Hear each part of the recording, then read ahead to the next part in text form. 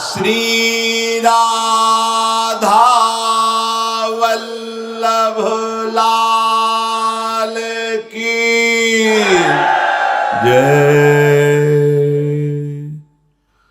परम सच्चिदानंद घन प्रेमानंद स्वरूप नवनिभृत निकुंज महामहिम परम पावन श्री वृंदावन धाम, श्री वृंदावन धाम के लाडिले युगल चंद प्राणाराध्य श्री श्यामा श्याम समस्त हित परिकर निज परिकर। श्री वृंदावन धाम करुणा करके भूतल में जो प्रकाशित है यही दिव्य चिदानंद धाम है। हमारा अंतःकरण जो माया के द्वारा आकर्षित होकर बाहर विचरण कर रहा है, बाहर की वस्तु व्यक्ति स्थान सुख दुख का ही चिंतन कर रहा है, मनन कर रहा है, संकल्प विकल्प कर रहा है, निश्चय कर रहा है, कर्तृत्व भोक्तृत्व भाव में विचर रहा है, इसी का नाम अविद्या है, अज्ञान है। ये महामहिम वृंदावन धाम यदि सावधानी से रहा जाए तो बहुत शीघ्र इस अविद्या से छुटकारा दिलाकर पराविद्या राधा नाम, राधा रूप, राधा धाम, राधा प्रेम रस ये प्रदान कर दे। श्रीपाद कह रहे हैं जयति जयति राधा प्रेम सारई रगाधा,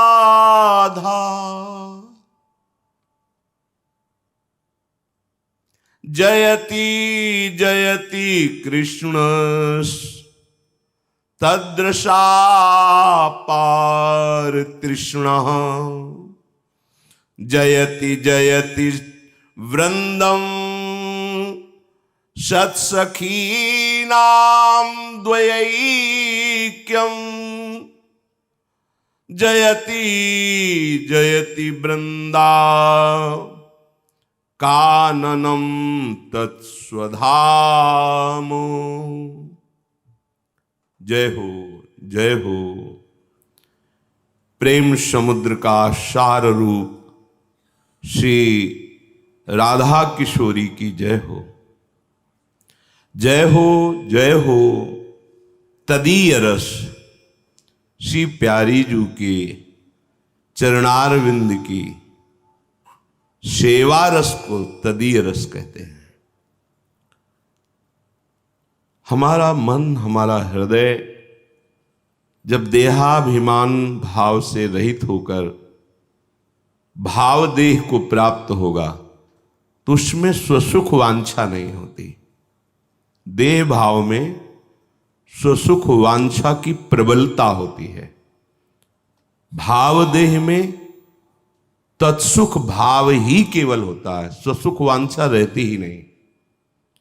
तदीय रस अर्थात युगल सरकार के प्रेम में आसक्त भाव देह से निरंतर उनके सुख में मगन रहना।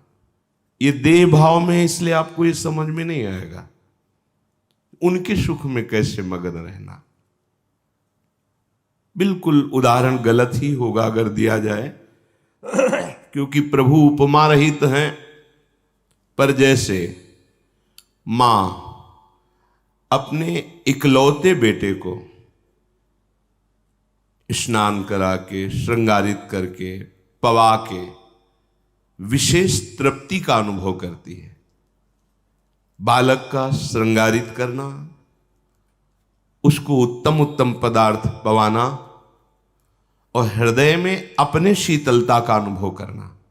पा बालक रहा है, तृप्ति मां को हो रही है।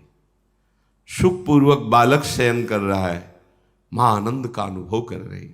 यद्यपि बिल्कुल उदाहरण नहीं बैठेगा, क्योंकि कहाँ चिदानंद में प्रिया प्रीतम और कहाँ चिदानंद भाव और कहाँ ये प्राकृतिक देह भाव का संबंध।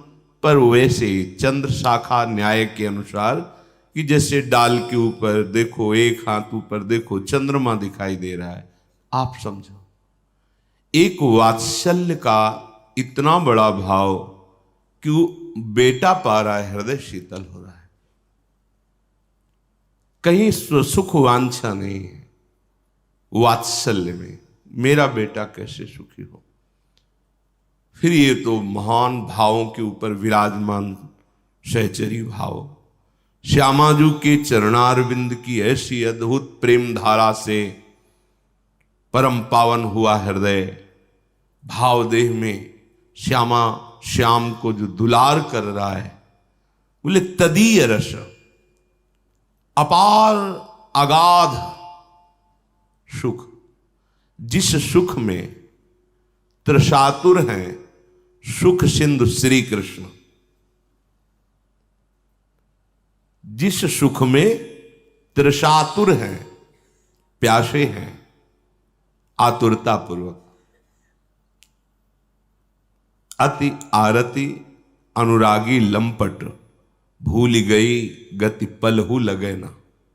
अति आरत, ये आरती हरण है प्रभु श्री कृष्ण, और यहां अति आरती अनुरागी लंपट, भूल गई गति पलहू लगे ना। अद्भुत, ये केवल अनुभव गम्य सूक्ष्मतरम, इसे वाणी से अनिर्वचनीय कैसे वर्णन करें।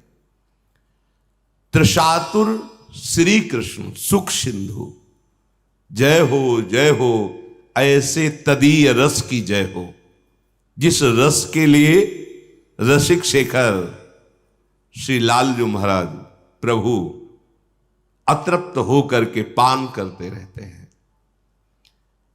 और जय हो इन युगल के मिलाप की आकांक्षा रखने वाली सखी वृंदों की, लाल ललना मिली तो हियो शिरावत मोर, बड़ा अद्भुत रस। जय हो जहां ऐसा मिलन हो रहा है, उस स्वीय अर्थात भगवत स्वरूप निज महल वृंदावन धाम की जय हो। स्वधाम है ये, जैसे प्रिया प्रीतम वैसे ही धाम है, जैसे प्रिया प्रीतम वैसे ही नाम है, जैसे प्रिया प्रीतम वैसी ही उनकी लीला है। सच्चिदानंद किंचन मात्र धाम में, नाम में, रूप में, लीला में इतना भी अंतर नहीं है। इसलिए नाम चल रहा है मानो प्रिया प्रीतम हमारी जिह्वा पे विराजमान है, हमारी जिह्वा बोल रही राधा वल्लभ श्री हरिवंश, प्रिया प्रीतम विराज, साक्षात कोई अंतर नहीं।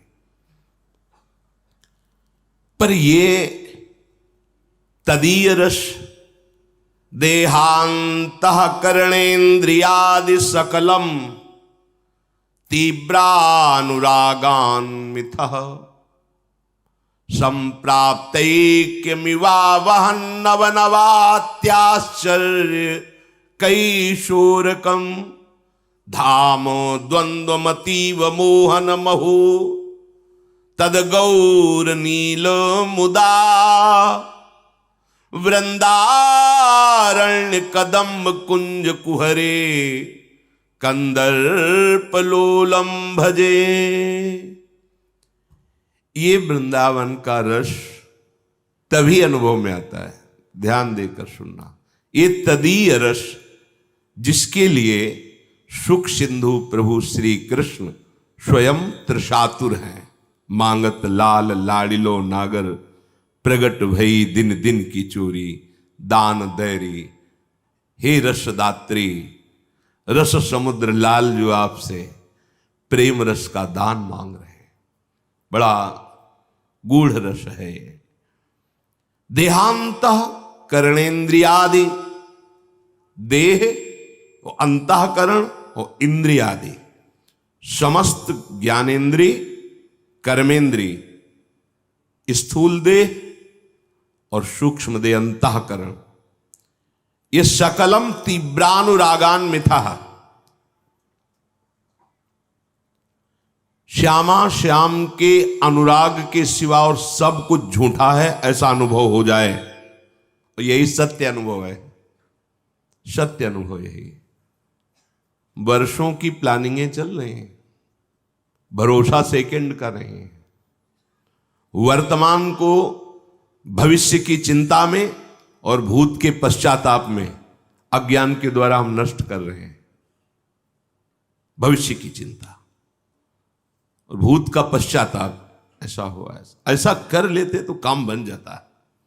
वर्तमान का समय, दिव्य समय नष्ट कर रहे हैं। ये दिव्य वृंदावन है, प्रिया प्रीतम सहचरियों के सहित अद्भुत प्रेम रस वर्षा कर रहे हैं, यही है। अनुभव में क्यों नहीं आ रहे? बोले देहांतः करणेन्द्रियादि सकलम तीव्रानुरागान मिथा। तुम झूठे खेल में मगन हो, इसलिए नहीं, मलिन हो गया अंतःकरण। इस अंतःकरण को नाम वाणी से पवित्र किया जाता है, श्यामा श्याम के लायक किया जाता है। नाम वाणी निकट, श्याम श्यामा प्रगट, रहत निश दिन परम प्रीति जानी। नाम वाणी सुनत, श्याम श्यामा सुबस, रसद माधुर्य अति प्रेम दानी। नाम वाणी जहां, श्याम श्यामा तहां। दो बात पकड़ लो बहुत जोर के। सेवक शरण सदा रहे, अनत नहीं विश्राम। वाणी श्री हरिवंश की, कह हरिवंश ही नाम। नाम वाणी जिसके जीवन का आहार बन गए हैं, जैसे अन्न जल वायु से हम जीवित हैं, वो धन्य है उपासक जो नाम वाणी से जीवन धारण किए हुए हैं। अर्थात एक भी श्वास नाम से खाली नहीं, एक भी क्षण प्रभु के रस भरे जो लीलामय पद हैं उनका विस्मरण नहीं।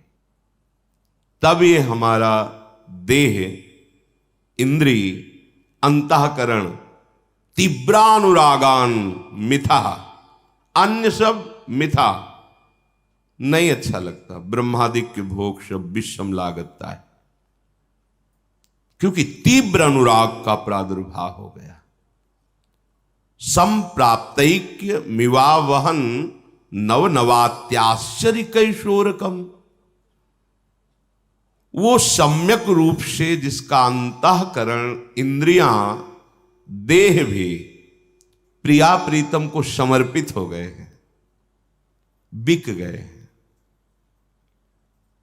कैसे नींद आ जाती है, कैसे नींद आ जाती? ये में लगता है कि उपासना के मार्ग में हो, तुम्हें नींद सताती है। कोई विकार स्वाभाविक स्फुरण होना अलग बात है, तुम्हें विकार परास्त कर रहा है, तुम्हें कोई चिंता शोक परेशान कर, अभी समाधान नहीं हुआ आपका, अभी नाटक चल रहा है, उपासना का रंग नहीं है।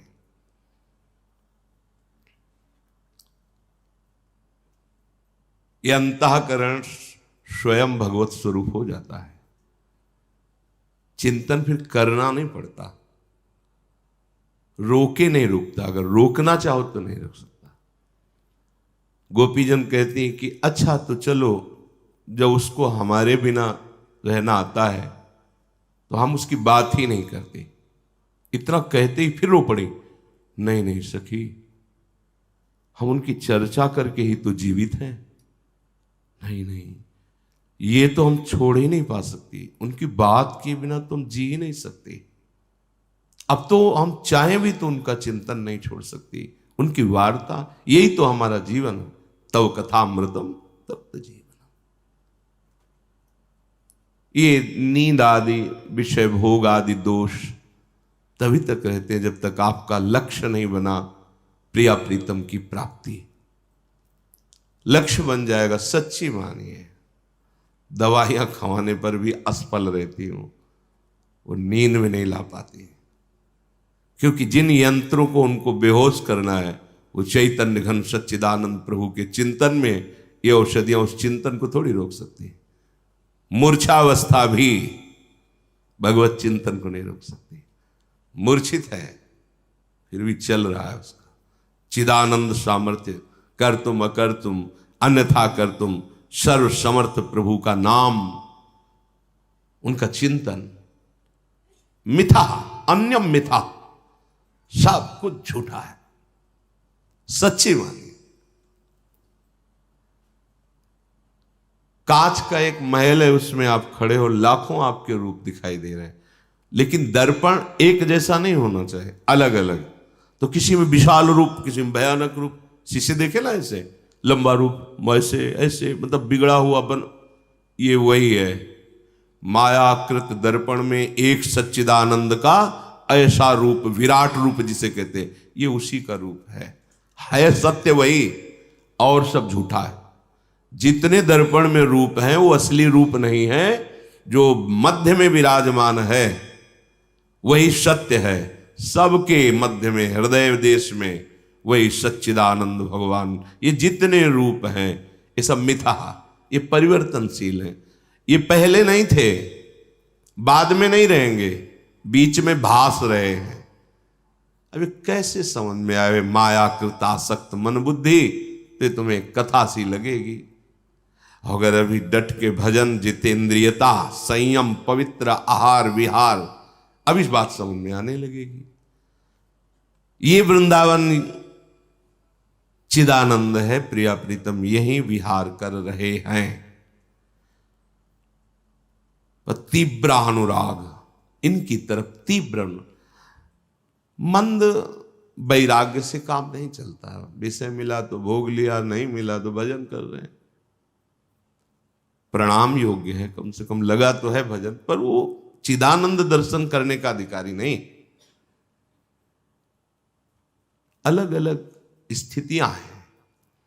लोक धर्म का तब तक पालन करना होता है जब तक परम धर्म का परिचय नहीं मिलता। परम धर्म का परिचय, भागवत धर्म का परिचय मिलते। त्यज लोक धर्मान, आदेश शास्त्र में, त्यज लोक धर्मान,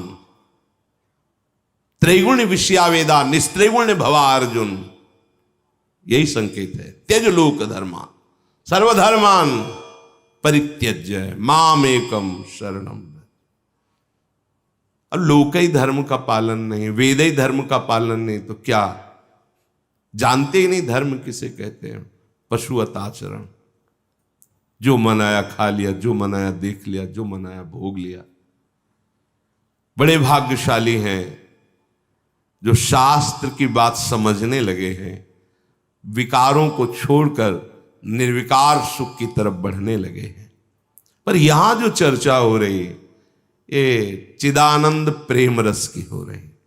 बोले अंतःकरण जिनका तीव्र अनुराग से ऐसा युक्त हो गया है कि सब मिथा, यहां से लेके ब्रह्मलोक तक कोई आशा नहीं, कोई सुख की चाह नहीं।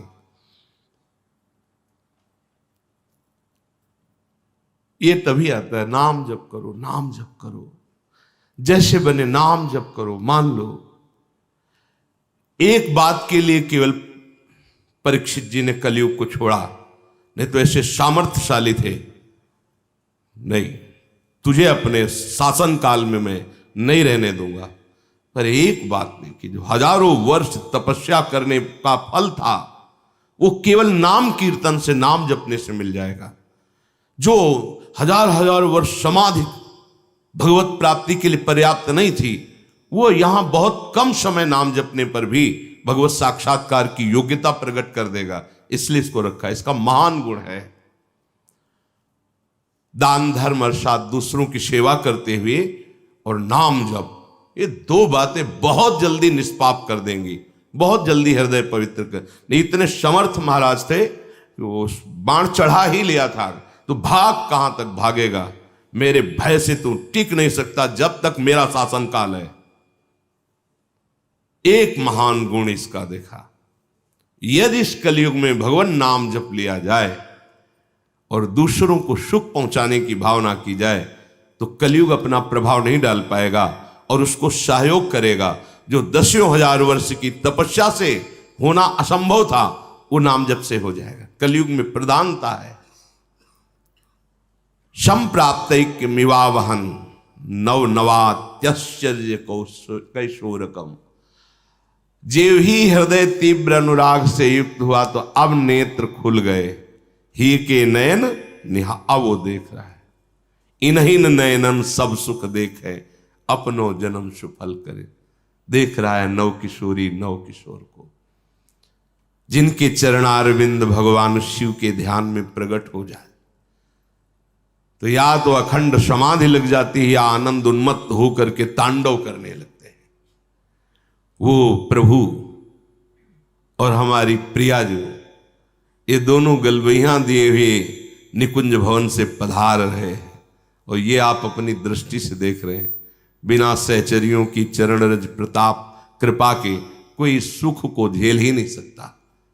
महाप्रेम सुख उस उपासक को प्राप्त होता है जिसने तीव्र वैराग्य के द्वारा अनुराग को प्राप्त कर लिया है, जिस अनुराग में त्रिभुवन के सारे सुख सारे पद झूठे मिथ्या अनुभव होने लगे। ऐसा वेदांत वेद सूत्र ब्रह्म सत्यम जगन मिथ्या, तभी वो मोक्ष को प्राप्त होता है। धामत द्वंद्व मतीव मोहन महो तद गौर नील मुदा। आहा, अब ऐसे युगल किशोर ने उसके मन चित्त बुद्धि को मोहित कर लिया। चित्त चोर युगल सरकार ने अस्तित्व ही खत्म कर दिया उपासक का। अब वो दिखाई देता है अमुक अमुक, अब वो नहीं, ढांचा भर है अंदर युगल सरकार का खेल चल रहा है। नव किशोरी नव किशोर ये गौर श्याम जोड़ी उसके हृदय पर अधिकार कर लिया। हृदय निकुंज हो गया और गौर श्याम अपने परिकर सहित राधिका रति निकुंज मंडली तत्र तत्र हृदय में विराजता। जहां भी है वो प्रिया प्रीतम उसके हृदय में खेल रहे, इसी खेल में सम्मिलित है, इसी खेल में वो सम्मिलित है। इसलिए मैं सबका आश्रय छोड़कर एकमात्र वृंदावन का आश्रय लेकर युगल सरकार का निरंतर भजन करता हूं। श्रीपाद कह रहे इसीलिए सबका आश्रय, क्योंकि पूर्व में बहुत बड़े महापुरुष ज्ञानी महात्मा मोक्ष पदवी को प्राप्त ब्रह्मबोध संपन्न जिनकी ये वाणी सुन रहे हैं श्रीपाद। इसीलिए हम सबका आश्रय छोड़कर वृंदावन का आश्रय लेकर युगल चंद श्री गौर श्याम जोड़ी श्यामा श्याम का निरंतर भजन कर रहा। जीवन का सार यही है। चलते हैं महाभागवत पांडवों का जीवन चरित्र, जिसके श्रवण मात्र से मायामल का नाश और हरि के चरणारविंद की प्रीति प्राप्त होती है। मार्कंडेय जी ने युधिष्ठिर जी के इस प्रश्न का उत्तर दिया कि क्या जैसे पतिव्रता द्रौपदी जी ने कष्ट प्राप्त किया ऐसा और किसी ने प्राप्त किया क्या? तो सावित्री जी का पावन चरित्र सत्यवान सावित्री का आपने सुना। जब ये चरित्र पूरा कह चुके तो दृष्टि पड़ी युधिष्ठिर जी पर, तो प्रश्न नहीं कर रहे थे, जल रहे थे अंदर से। मार्कंडेय जी ने सूक्ष्म दृष्टि से देखा कि इस महापुरुष के हृदय की जलन का कारण कर्ण है, क्योंकि धनुर्विद्या में बढ़े चढ़े जितने अर्जुन थे उनसे कम कर्ण नहीं थे। भगवान परशुराम जी के द्वारा समस्त धनुर्विद्या का उनको ज्ञान था। जैसे बड़े बड़े वरदानियों का वरद हस्त अर्जुन के ऊपर था, तो भुवन भास्कर के द्वारा प्रकट हुए और गर्भ में ही कवच कुंडल, जो अमृत से प्रकट हुए थे। जब तक शरीर में कवच और कुंडल है तो त्रिभुवन में कोई दिव्यास्त्र भी कर्ण के शरीर में खरोच भी नहीं पैदा कर सकता। इस बात का चिंतन करके युधिष्ठिर जी बहुत ही तापित हो रहे थे। समय 12 वर्ष का पूरा होने ही जा रहा था। चिंतन एकदम बदल गया कि 1 वर्ष इन महारथियों को मैं कहां छुपा के रखूंगा, अपने भाइयों को। पहाड़ का पहाड़ जैसा शरीर भीम जी का है, कहां छुपा के रखेंगे। ऐसे महान बलशाली धनुर्वेद के परम ज्ञाता अर्जुन जी को कहां छुपा के रखेंगे। अगर तनिक भी ज्ञान हुआ फिर 12 वर्ष का वनवास, 1 वर्ष का अज्ञातवास। और अगर निर्वाह कर ले गए तो कर्ण उनकी तरफ से है, जीतना असंभव। जब तक कवच कुंडल है वो मारा नहीं जा सकता, और वो मारा नहीं जा सकता तो किसी की ताकत नहीं कि कौरवों को परास्त कर सके। मार्कंडेय जी ने कहा तुम्हारी इस चिंता का जो कारण है उसे मैं जान गया हूं, और उसके निवारण का पूरा संविधान बन चुका है। आपको पता नहीं, मैं दिव्य दृष्टि से देख रहा हूं। तुम्हारा 12 वर्ष का समय पूरा होने वाला है। इस बात को सुन करके, समझ करके, देख करके देवराज इंद्र पहले से चिंतित हैं। और देवराज इंद्र अर्जुन जी को बहुत प्यार करते हैं। वो अर्जुन को परास्त होना देख नहीं सकते, इसलिए वो भिक्षुक ब्राह्मण का रूप रख करके जा रहे हैं और कर्ण से कवच कुंडल मांग लेंगे। तुम चिंता मत करो महाराज, मैं ये सुनना चाहता हूं, क्योंकि ये वनवास में है और वो हस्तिनापुर में। मार्कंडेय जी सुना रहे हैं। देवराज इंद्र की सभा में ही भुवन भास्कर भगवान बैठते हैं, क्योंकि वो देव सभा है।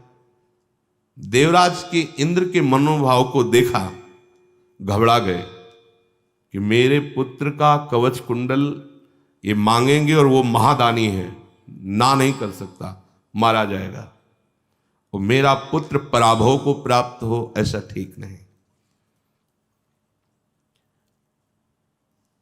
अंशुमाली भगवान भुवन भास्कर सूर्यदेव पुत्र स्नेहवश दया भाव से युक्त होकर के रात में जब कर्ण अपनी सुखद शैया पर सोया हुआ था, तब एक ब्राह्मण का रूप धारण करके आए।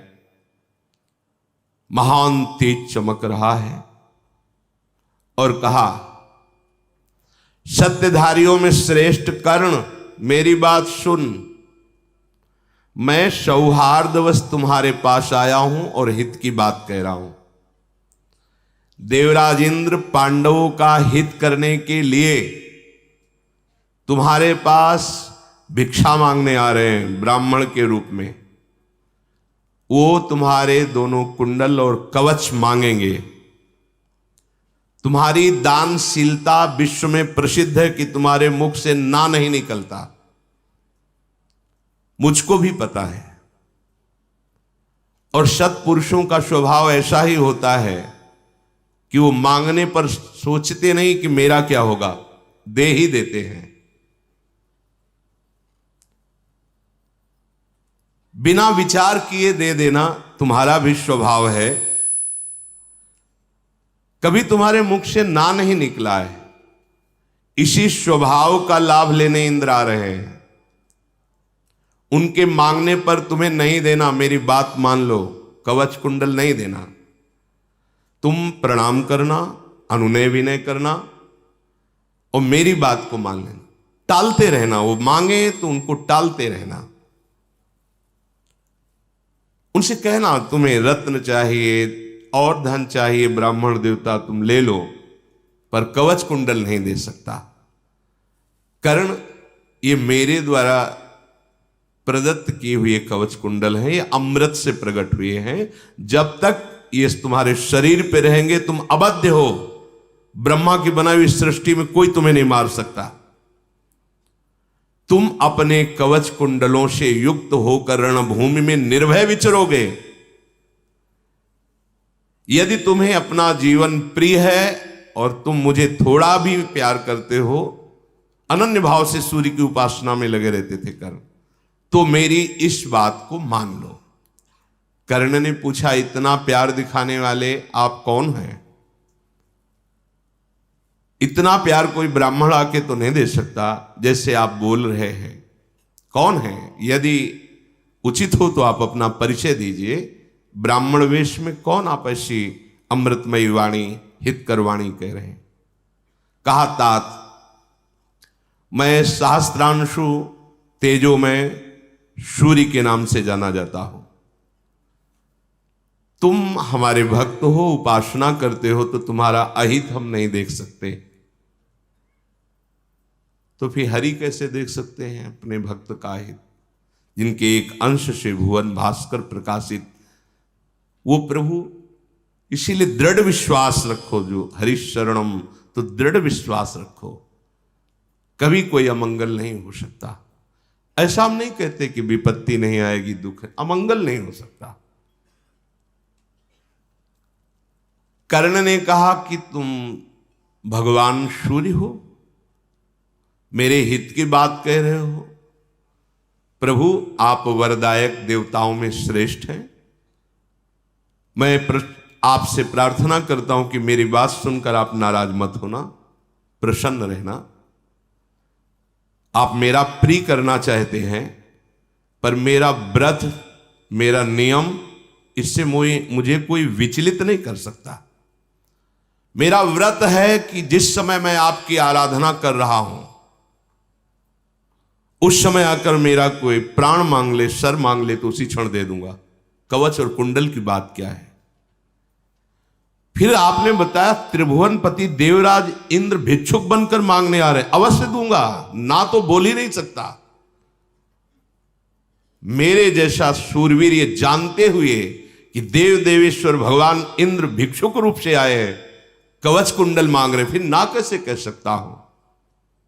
नहीं, बस आप प्रसन्न होइए, नाराज मत होइए। जो धर्मात्मा पुरुष होता है, संग्राम में कोई भय करके उसके पास आ जाए और कह दे जीवन रक्षा करो, तो वो अपने प्राण दे सकता है, लेकिन उसकी रक्षा करने में चूक नहीं करेगा। यदि कोई बालक कष्ट में है, तो धर्मात्मा पुरुष अपने प्राण दे सकता है, लेकिन उस बालक को, उस वृद्ध को, या उस रक्षा करने योग्य स्त्री को छोड़ नहीं सकता। कोई सता रहा है किसी माई बहन को, आप स्वस्थ हैं, आप जवान हैं, आप देखते हुए चले जा रहे, तुम्हारे पुण्य नष्ट हो जाएंगे। कोई बालक विपत्ति में फंसा, कोई वृद्ध कष्ट को प्राप्त हो रहा है, धर्म है आप उस समय अपना कार्य छोड़िए और उसकी रक्षा कीजिए। इसलिए हे देव, मैं ब्राह्मण वेशधारी भिक्षुक इंद्र को अवश्य भिक्षा रूप में कुंडल और कवच दूंगा। भगवान सूर्य ने कहा, कर्ण तुम देखो, समझो, इसमें तुम्हारा हित होगा, सबका हित होगा। यदि तुम कवच कुंडल दे दोगे तो मारे जाओगे, और जिसका शरीर चिता में भस्म हो गया उसके लिए क्या कीर्ति और क्या सम्मान, क्या वाहवाही। जीवित है तब तो कीर्ति काम में आएगी ना। मरे हुए की कीर्ति ऐसे है जो मुर्दे के गले में सुंदर सुगंधित पुष्पमाला, किस काम में आएगी? इसलिए मेरी बात मान लो, क्योंकि जो जिसकी भक्ति करता है तो जिम्मेवारी हो जाती है उसकी रक्षा की। शास्त्र की बात को समझो। इसीलिए भगवान कहते हैं अनन्यस चिंतयन्तो माम, बस तुम चिंता छोड़ दो। आम तो आम सर्वपापेभ्यो मोक्षयिष्यामि मा शुचा। जो जिसकी भक्ति करता है उसको उसकी चिंता होती है। अगर तुम्हें अपनी चिंता है तो तुम अभी भक्ति नहीं कर रहे। हमें चिंता नहीं अपनी, उन्हें चिंता हमारी है। हमारे जीवन के रक्षक सुदर्शन चक्रधारी भगवान श्री हरि के यदि चरणों का आश्रय, तो तुम्हें अपनी चिंता नहीं, तुम्हें चिंतन करना है। सच्ची मानिए, कदम कदम पे आगे खड़े हैं संभालने के लिए, विश्वास रखिए। पर इन महान चरित्रों को सुनकर ऐसा अनुभव कीजिए कि विपत्तियां आती हैं, दुख आते हैं, ऐसा लगता है कि पराजय होने ही वाली है, पर वो पराजय नहीं होती, वो महाविजय श्री का रूप धारण कर लेती। धैर्य रखिए।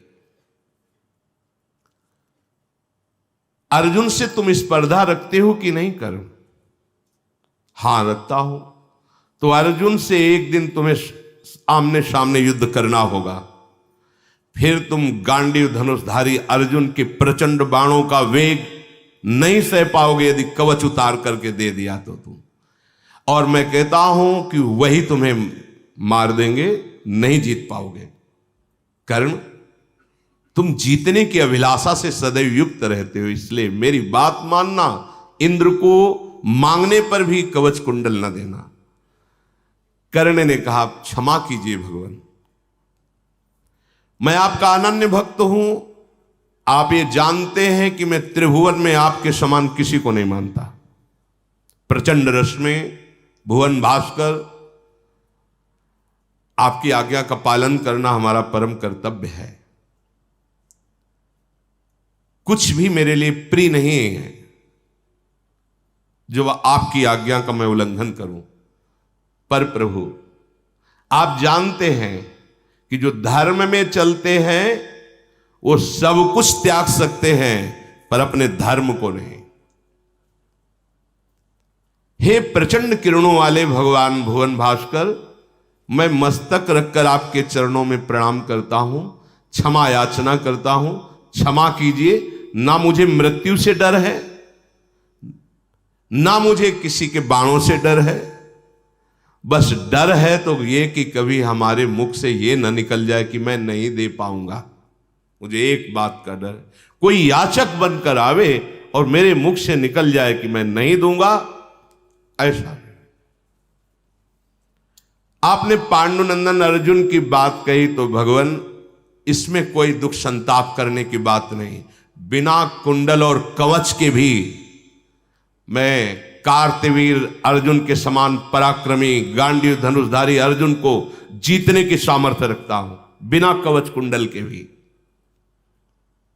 सूर्य बोले, तात तुम नहीं समझ पा रहे हमारी बात।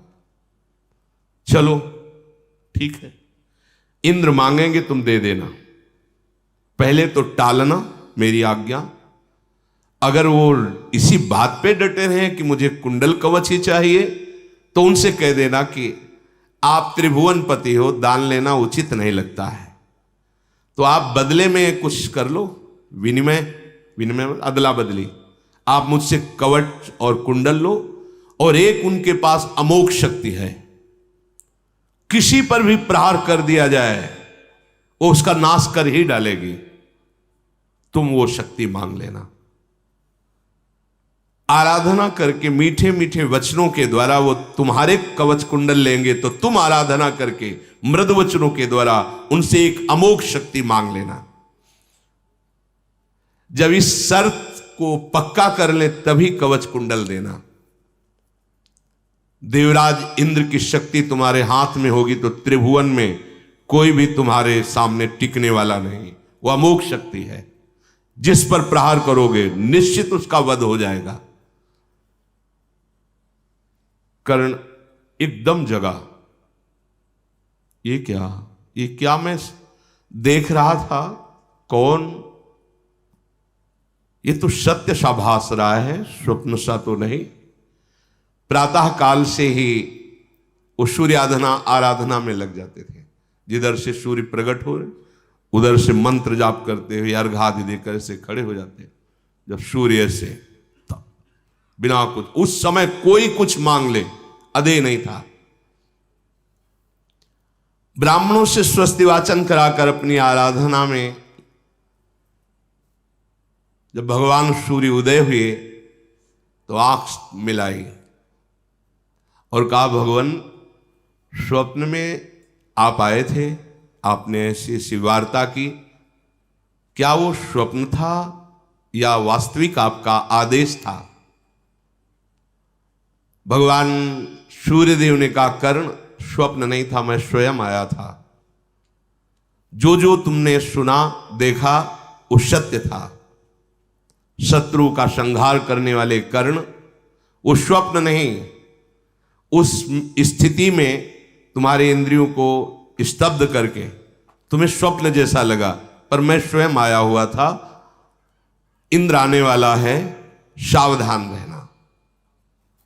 भगवान सूर्यदेव ऐसा बताया कि पहले तुम प्रलोभन देना किसी भी वस्तुओं का, सुख का, जब ना माने तो अमोघ शक्ति जरूर लेकर के ही कवच कुंडल देना। देवराज इंद्र ब्राह्मण का वेश धारण करके जब कर्ण भगवान सूर्य की आराधना में लगा था, आए और कहा जय हो कर्ण आपकी। आंख खोला, देखा ब्राह्मण, क्या चाहते हो? मैं क्या आपको दूं? ब्राह्मण देवता इस समय जो आता है वो मांगने के लिए ही आता है हमारे पास। अगर आपको अब ब्याह करने की इच्छा है तो जिस सुंदरी को त्रिभुवन में पसंद करते हो मैं विजय प्राप्त करके वो तुम्हें दे दूं। स्वर्ण आदि, धन आदि, ग्राम, नगर, जो चाहो। ब्राह्मण ने कहा ये सब मुझे नहीं चाहिए, मुझे तो बस एक ही अभिलाषा आपसे पूर्ण करवानी है कि आप अपने कुंडल और कवच मुझे प्रदान कर दें। समझ गए, ये देवराज इंद्र हैं। कर्ण ने कहा ब्राह्मण भूमि गृहस्थी बसाने के लिए ऐश्वर्य, सुंदर स्त्री, अन्न, जीवन वृत्ति जो चाहो दे दे, कवच कुंडल मत मांगो। बहुत सी प्रार्थनाएं की, बहुत विधान से समझाया। जब कर्ण ने देखा कि देवराज इंद्र ही हैं, ये तो राजी ही नहीं हो रहे, तब उन्होंने कहा ब्राह्मण देव, एक कवच कोई बाहर से हमने नहीं पहना है, गर्भ के साथ आया है। ये अमृत स्वरूप है, इस पर कोई बाण, कोई अस्त्र शस्त्र, कोई दिव्य शक्ति इसको भेद नहीं सकती। ये है तो मैं अबध्य हूं, कैसे त्याग करूं? जैसे कोई अपनी त्वचा को, कैसे, ऐसे त्वचा की तरह है कवच। और ये कुंडल कर्ण काटना पड़ेगा, कर्तन, तभी कर्ण नाम पड़ा। ऐसे कोई छेद में पुए हुए नहीं है, जन्म से ही आए हुए हैं। भगवान इंद्र से बड़ी विनय की, पर ब्राह्मण देवता ने कहा मांगने तो हम यही आए, आपको यही देना हो तो दो, मुझे और तो कुछ नहीं चाहिए। तब कहा प्रभु मैं जानता हूं आप ब्राह्मण ने, आप त्रिभुवनपति देव देवेश्वर समस्त लोकपालों से सेवित भगवान पाक शासन इंद्र हैं, मुझे पहले ही पता है।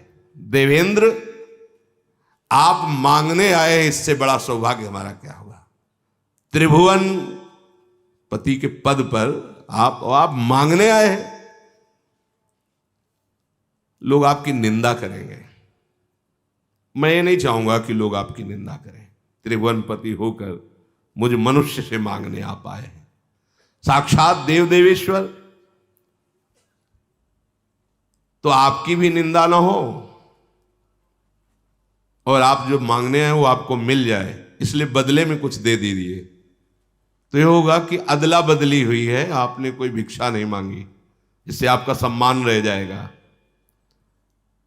बहुत जोर से हंसे इंद्र, बहुत प्रवीण हो, क्या चाहते हो बदले में? इसके बदले में तुम्हारी चाहत क्या, क्या चाहते हो? मेरे वज्र के सिवा तुम जो मांगोगे दे दूंगा।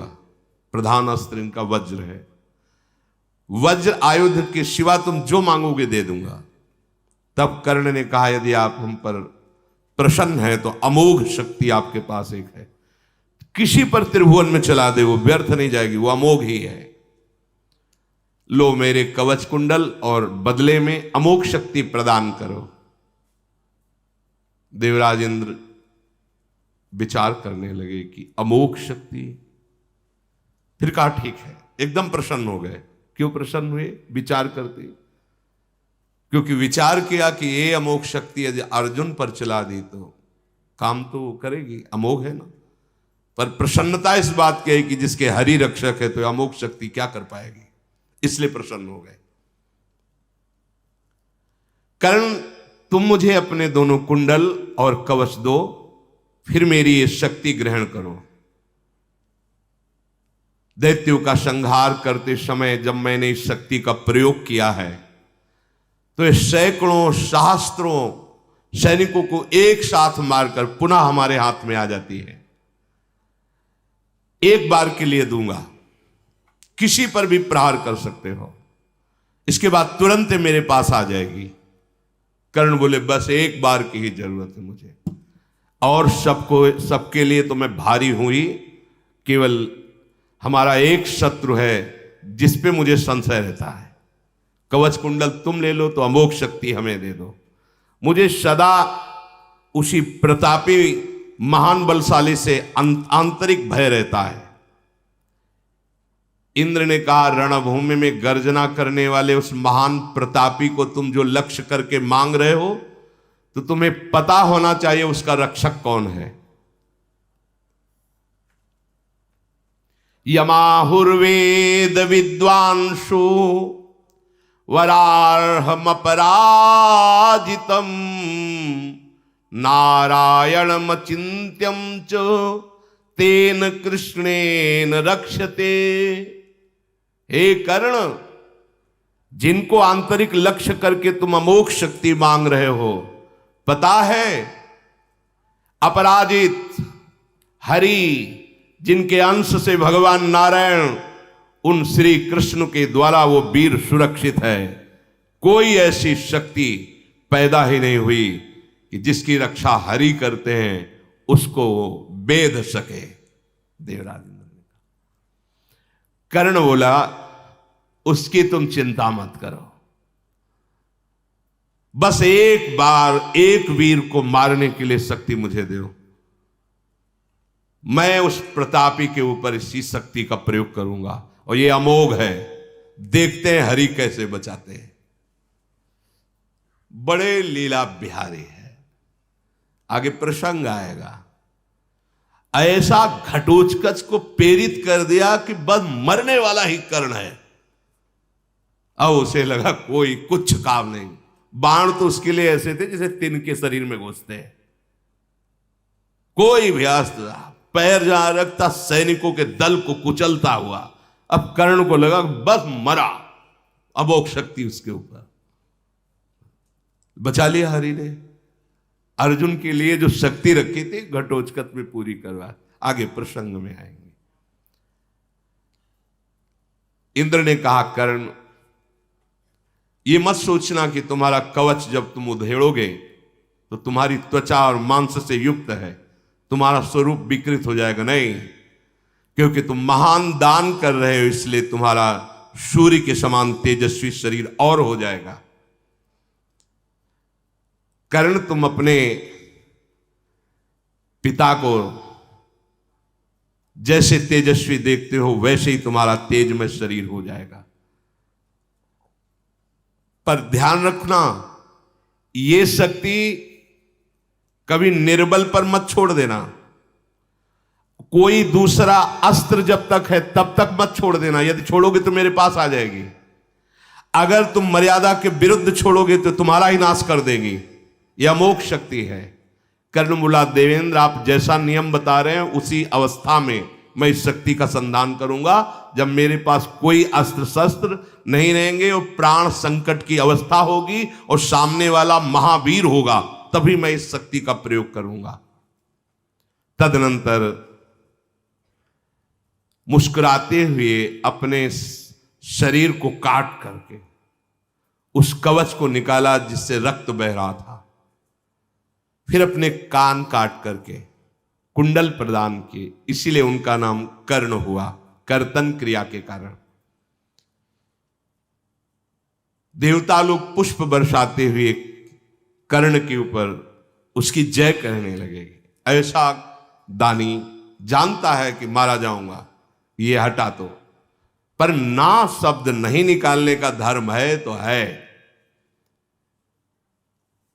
धृतराष्ट्र के पुत्रों ने जब सुना कि कर्ण का कवच कुंडल देवराज इंद्र मांग ले गए,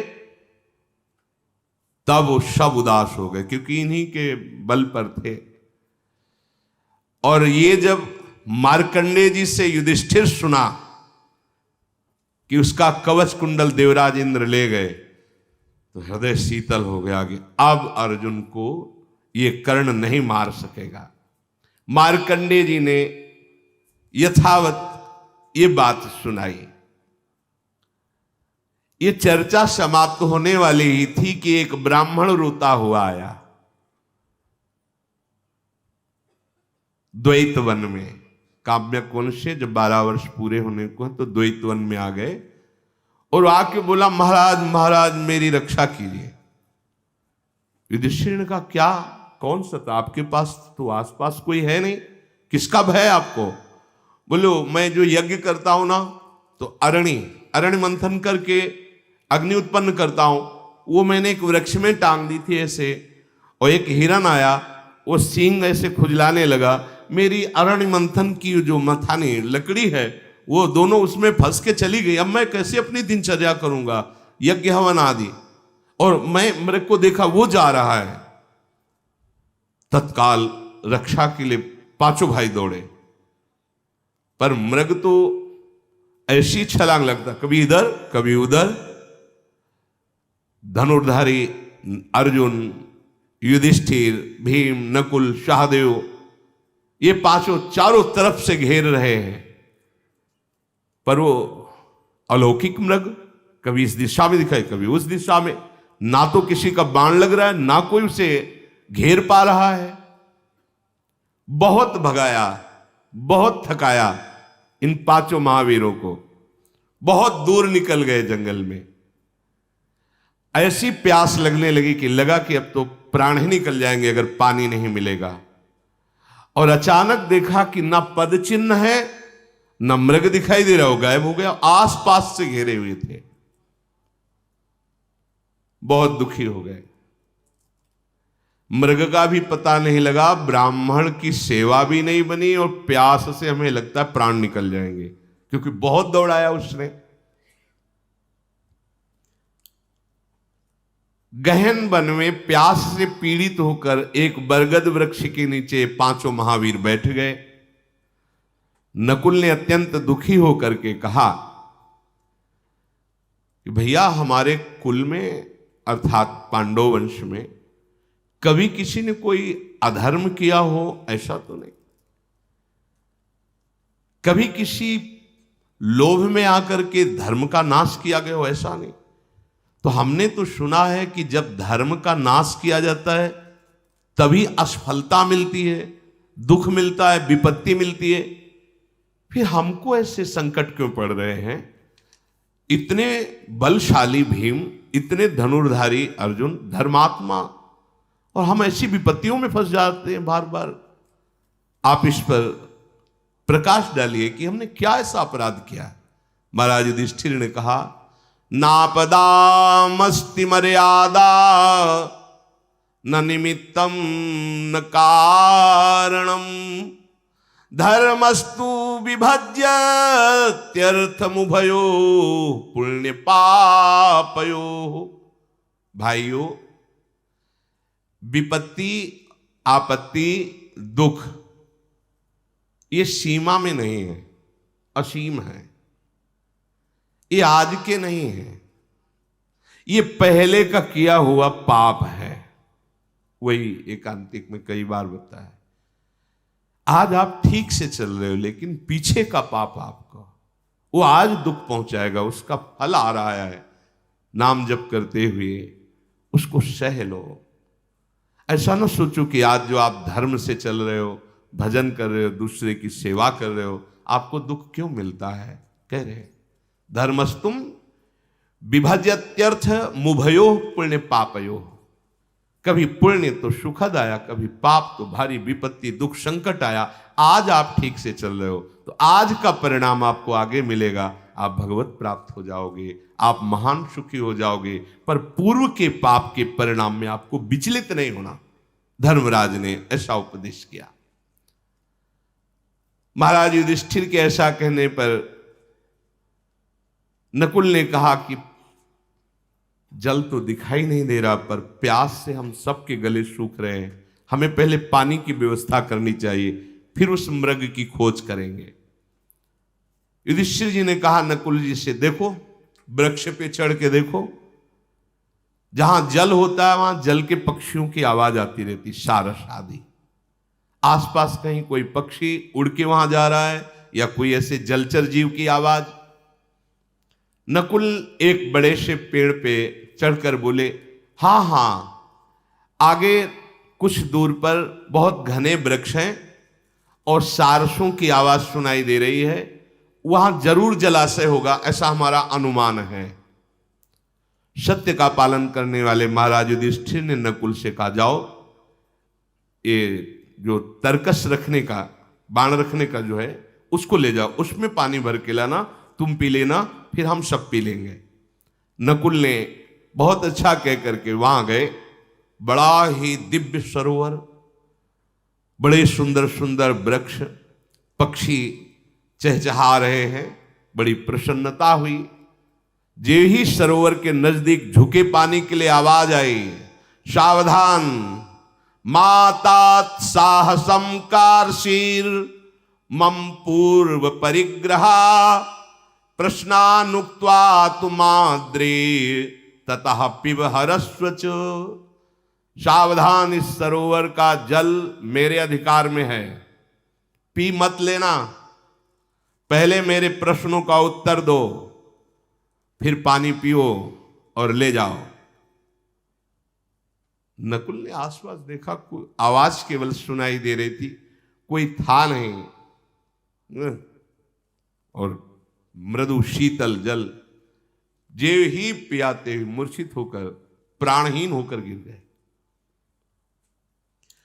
कुछ समय व्यतीत हुआ, युधिष्ठिर जी ने सहदेव से कहा, तुम्हारे अग्रज भ्राता नकुल तो आए ही नहीं, इतने में तो कई बार आया जाया जा सकता है, तुम जाकर देखो क्या हो गया। सहदेव उसी दिशा को गए तो वहां देखा पृथ्वी पर मृत पड़े हुए हैं नकुल ने। बहुत हृदय संतप्त हुआ, पर इतने प्यासे थे, बुद्धि काम ही नहीं कर रही थी। जल पीने के लिए दौड़े, फिर वही वाणी हुई, इस जल पर मेरा अधिकार है, पानी मत पी लेना, हमारे प्रश्नों का उत्तर दो, फिर इच्छा अनुसार जल पियो और ले जाओ। सहदेव ने भी अवहेलना करके उस शीतल मृदु जल को जे ही पिया, वो भी प्राणहीन होकर गिर गए। युधिष्ठिर ने अर्जुन से कहा, गांडीव धनुषधारी, ये दोनों भाई बहुत विलंब हो गया, क्या हो गया? तुम्हारा कल्याण हो, शीघ्र देखो। निद्रा विजयी बुद्धिमान गांडीव धनुषधारी अर्जुन खड्ग और धनुष बाण लिए हुए सरोवर के समीप गए। वहां देखा कि दोनों भाई मरे हुए पड़े। महान सिंह पराक्रमी जैसे क्रोध को प्राप्त हो जाए ऐसे अर्जुन, महान क्रोध, कौन ऐसा? और आश्चर्य की बात है कि कहीं खरोच नहीं है, कोई अस्त्र शस्त्र का प्रहार नहीं। उस विशाल मन में कोई ना हिंसक है, न कोई वीर है, न वहां कोई बाण है, न कोई अस्त्र शस्त्र है। अर्जुन की समझ में आया, पहले पानी पीऊं, प्यास बुझाऊं, फिर देखूं। तुरंत आवाज आई, कुंती नंदन अर्जुन सावधान, पहले प्रश्नों का उत्तर, ये जल मेरे अधिकार में है, उत्तर दो, पानी पियो, जल ले जाओ। अर्जुन ने कहा, तेरे में थोड़ी भी वीरता हो तो सामने तो आ, वीरों का वही अधिकार होता है भुजबल से, सामने आ, फिर अधिकार की बात कर, मैं सैकड़ों टुकड़े तेरे कर दूंगा। फिर आवाज हुई, सावधान, जो कह रहा हूं से सुनो।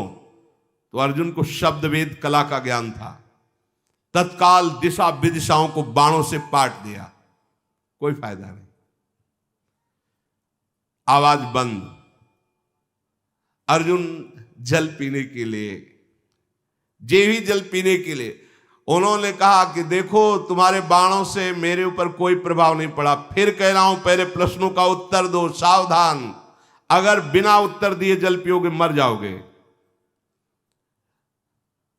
अर्जुन ने अवहेलना करके जे ही जल पिया प्राणहीन होकर गिर गए।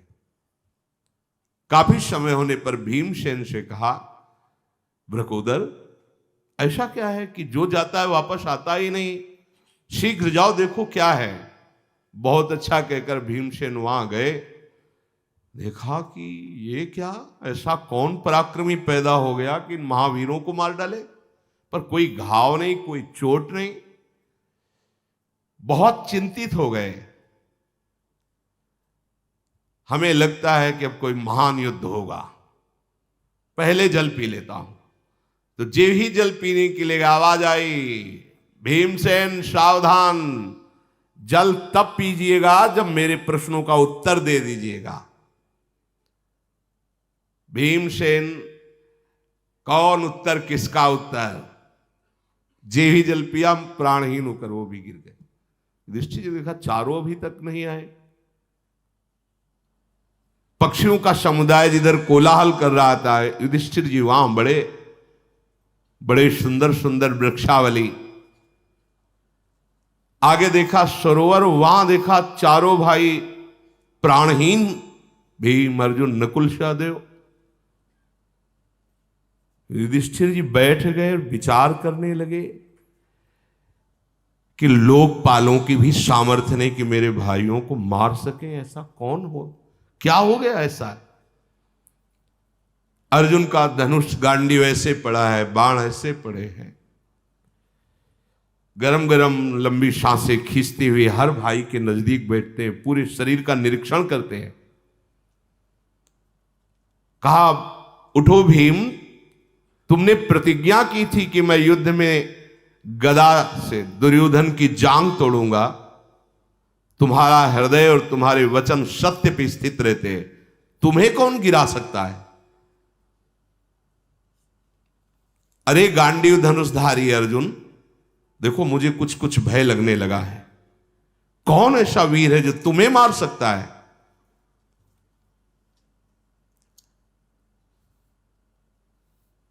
बहुत चिंतित हुए, फिर लगा कि परीक्षण करूं, कहीं जहर तो नहीं है जल में।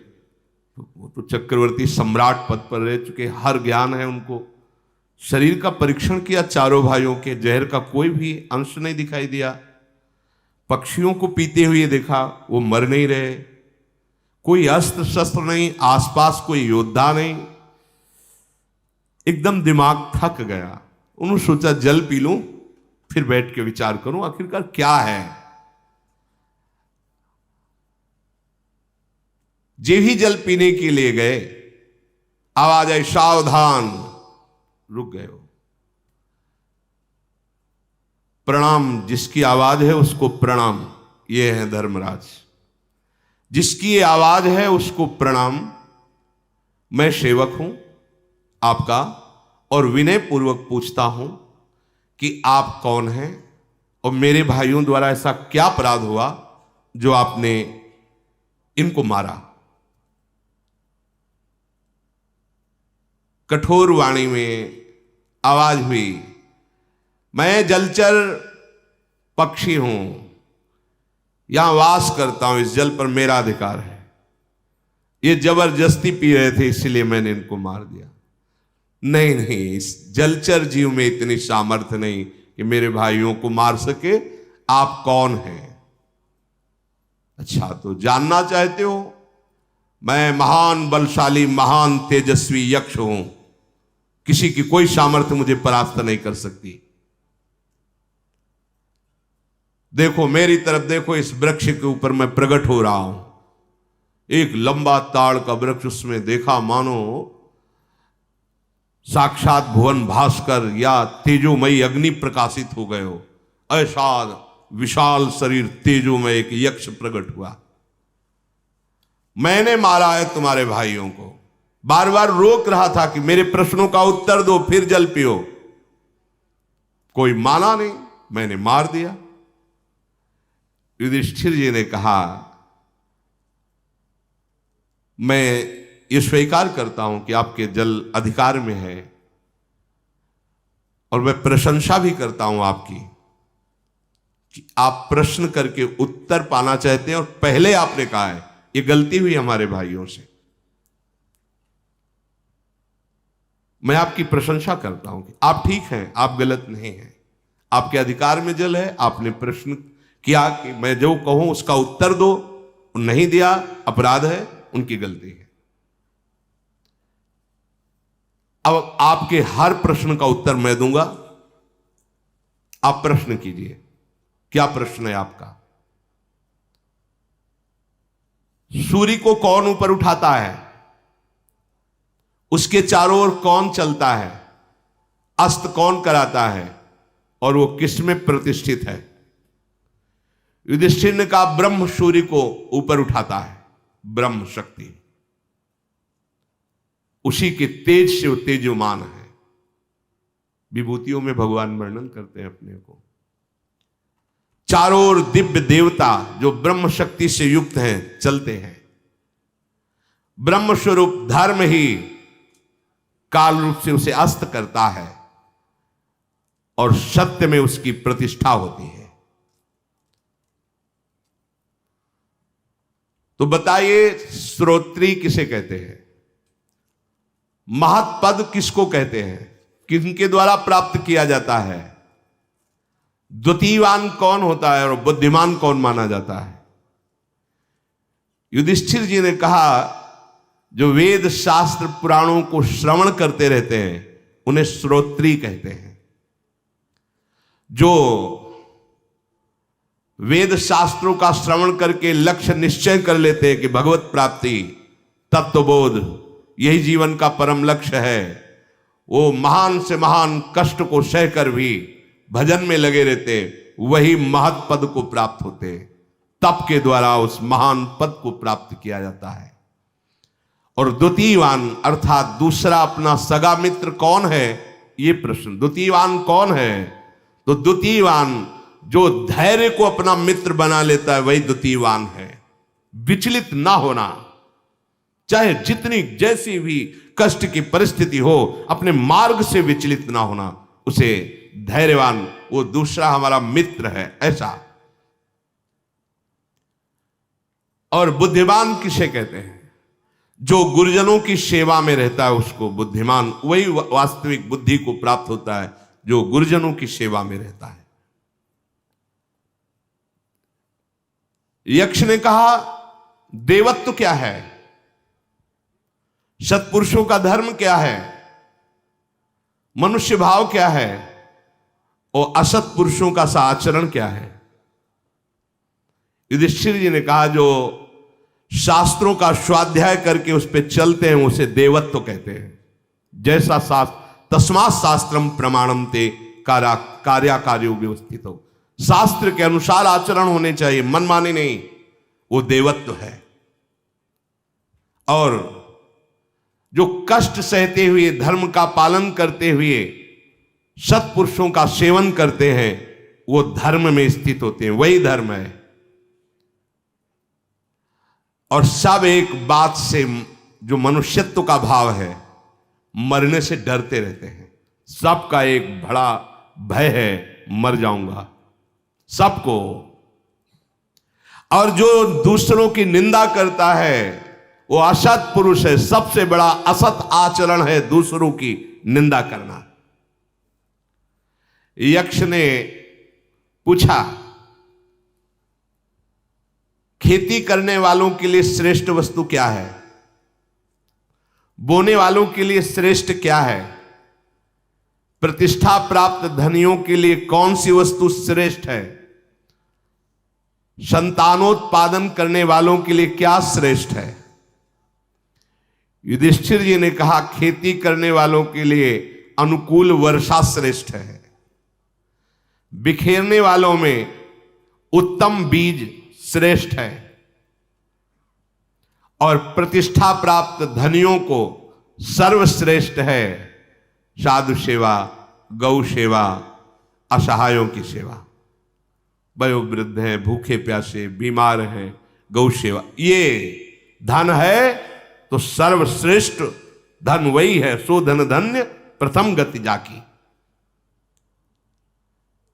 ऐसा कौन पुरुष है जो बुद्धिमान लोक में सम्मानित, प्राणियों का माननीय होकर भी इंद्रियों के विषयों का अनुभव करते, श्वास लेते हुए भी मुर्दा के समान है। युधिष्ठिर जी ने कहा, जो देवताओं का भाग नहीं देता, अतिथियों की सेवा नहीं करता, अपने बड़े बूढ़ों बुजुर्गों की सेवा नहीं करता, और आए हुए भिक्षुकों को उनकी सेवा नहीं करता, जो धर्म से रहित है, वो इंद्रियवान होते हुए श्वास लेता हुआ जीवित मुर्दे के समान है। पृथ्वी से भारी क्या है, आकाश से भी ऊंचा क्या है, वायु से भी तेज चलने वाला क्या है, और तिनकों से भी अधिक संख्या वाला क्या है। युधिष्ठिर ने कहा, माता का गौरव पृथ्वी से भी अधिक है, मां पृथ्वी से भी अधिक सम्माननीय है, पिता का गौरव आकाश से भी ऊंचा है, मन वायु से भी तेज चलता है, और चिंताएं तिनकों से भी ज्यादा असंख्य है, चिंताएं जलाती रहती हैं। यक्ष ने पूछा, कौन ऐसा है जो सोने पर आंख नहीं बंद करता? उत्पन्न होकर भी कौन ऐसा है जो चेष्टा नहीं करता? किसमें हृदय नहीं होता? कौन वेग से बढ़ता है? युधिष्ठिर जी ने कहा, मछली सोने पर आंख बंद नहीं करती। अंडा उत्पन्न होता है पर चेष्टा रहित होता है। पत्थर में हृदय नहीं होता है, और नदी वेग से बढ़ती है। यक्ष ने पूछा, समस्त प्राणियों का अतिथि कौन है? ये सनातन धर्म क्या है? अमृत क्या है? ये सारा जगत क्या है? युधिष्ठिर जी ने कहा, जो अतिथि सेवा करता है, जो साधु सेवा करता है, जो बुजुर्गों की सेवा करता है, जो गौ सेवा करता है, और जो सबको सुख देने की भावना रखता है, उस धर्म का नाम अविनाशी सनातन धर्म है। इसीलिए बोला जाता है, सनातन धर्म की जय। सनातन धर्म कौन है? विश्व को सुख पहुंचाना, प्राणियों में सद्भावना। हमारा सनातन धर्म क्या है? सर्वे भवन्तु सुखिनः, सर्वे सन्तु निरामयाः, सर्वे भद्राणि पश्यन्तु मां कश्चित् दुख भाग भवेत्। सब सुखी हो, सब निरोग हो, किसी को कोई दुख ना हो, यह सनातन धर्म है। प्राणियों का, अतिथियों का, साधु संतों का, गौ का, बुजुर्गों का, इनका सेवन जो करे वो सनातन धर्म है। यही अमृत है, सनातन धर्म ही अमृत है। और सारा जगत किससे जीवित है? तो बोले वायु से। अगर वायु न मिले तो अभी एक क्षण में सब नष्ट हो जाए। यक्ष ने पूछा, अकेला कौन विचरता है? उत्पन्न होकर पुनः कौन उत्पन्न होता है? शीत की औषधि क्या है?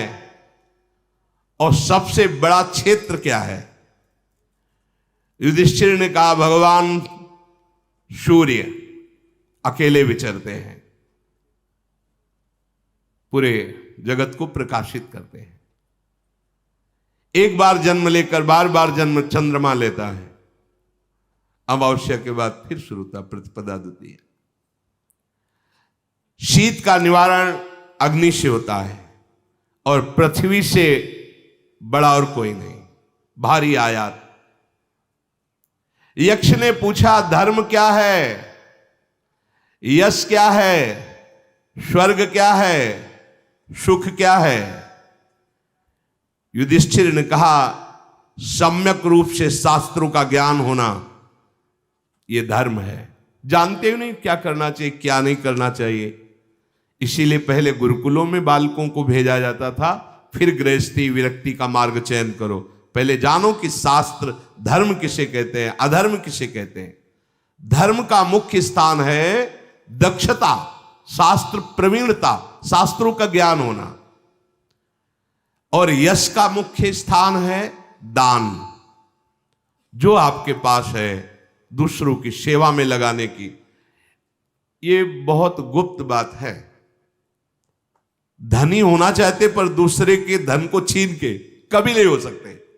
अगर आपको लगा भी ना कि आपने करोड़ों मार दिए, तो आप देखना आपका कैसे नाश होगा, कैसे पतन होगा।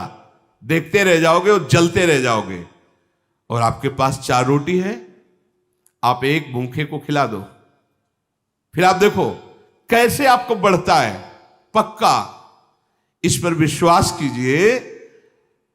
अगर धन बढ़ाना है तो अपने प्राप्त धर्म के द्वारा कमाए हुए धन को दूसरों के, जिनको अत्यंत आवश्यक है, कोई बीमार तड़प रहा है, कोई बूढ़ा है जो घर से निकाल दिया गया है, दुष्ट बालकों ने अनादर करके निकाल दिया है, कोई गाय है ना दूध देती है, अब ना वो किसी लायक रह गई तो कोई छोड़ दिए, ऐसे ऐसे जीवों को ऐसी औषधि, ऐसा भोजन, ऐसी सेवा शुश्रूषा आपको धनी बना देगी। देख लेना। अब इसके करने में तुम्हारी सहनशीलता होनी चाहिए और गुप्त होना चाहिए, उसकी एडवर्टाइज नहीं होनी चाहिए।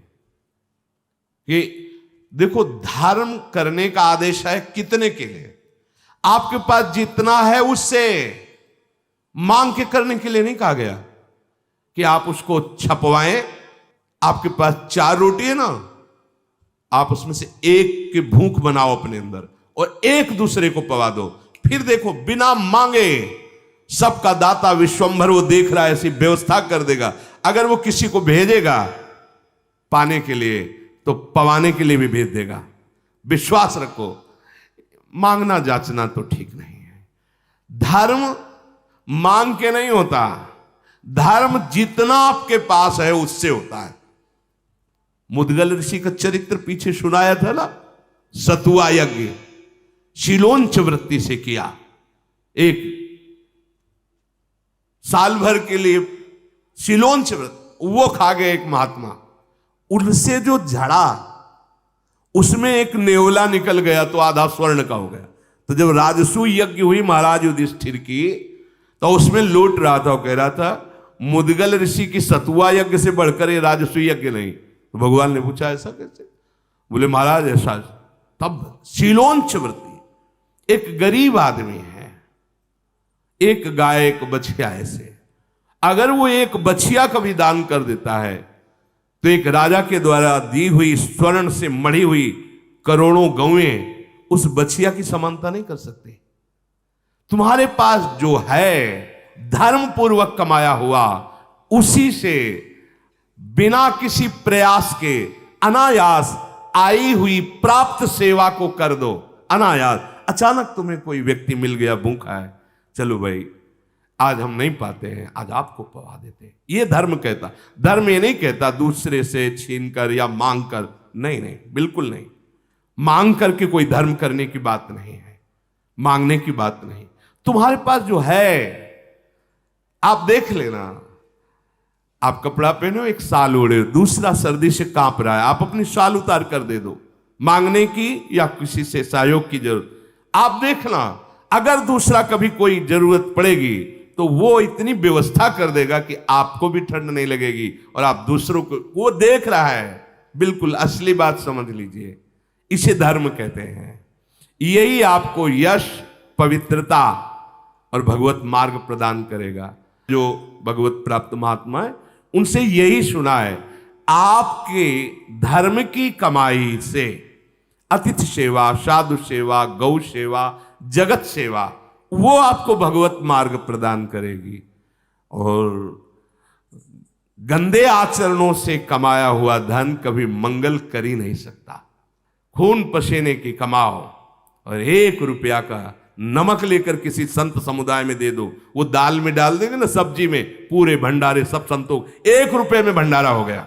तुम्हारा 1 रुपया सैकड़ों संतों को भजन में सहयोग करेगा। क्या? नमक लाके डाल दिया ना दाल में, 100 संत पाए ठाकुर का भोग। अधर्म की रबड़ी मत पवाना, नहीं तो तुम्हारे लिए घातक हो जाएगा। उनका तो रक्षक भगवान है ही। कैसे? अब अधर्म की रबड़ी पाएंगे, मानसिकता अधर्म युक्त होगी, संभालेंगे तो ठाकुर जी, पर उसके कारण बने आप। पहले तो आपने अधर्म किया, आप सैकड़ों की बुद्धि में अधर्म का संच, तो बहुत ऐसा नहीं हो सकता पापाचारी पाप करके और कहीं भी दान दे तो उस दान से वो निष्पाप हो जाएगा, ऐसा नहीं। हाँ ऐसा है कि अभी तक पाप करते रहे, आज मैंने सुना अब नहीं करूंगा, अब हो जाएगा, अब लो नशानी, अब ना नशई हो, अब ठाकुर सेवा में गौ सेवा में समर्पित कर दो, आगे से कोई गलती मत करना, वो हो जाएगा। जैसे वैश्या के धन से मुकुट बनवाकर ठाकुर को धारण करवाया, दान का स्वरूप है धर्म के द्वारा कमाए हुए धन से आवश्यक जिनको ऐसा लग रहा है कि जरूरी है, फिर अपनी चिंता ना करके कर देना, यश कीर्ति की भावना न रखना, दिखावा न करना, छपाना नहीं, ये छुपाने, धर्म छुपाया जाता है।